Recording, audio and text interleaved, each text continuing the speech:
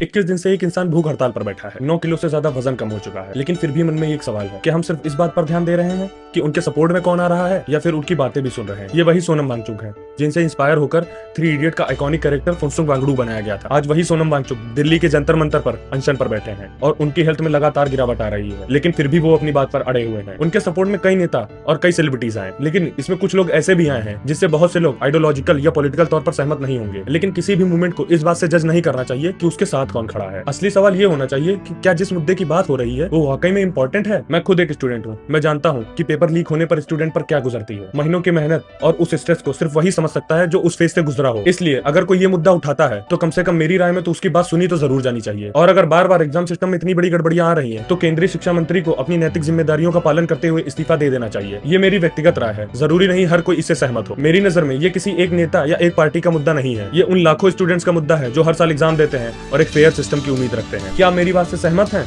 या आपकी सोच अलग है? कमेंट में जरूर बताएं।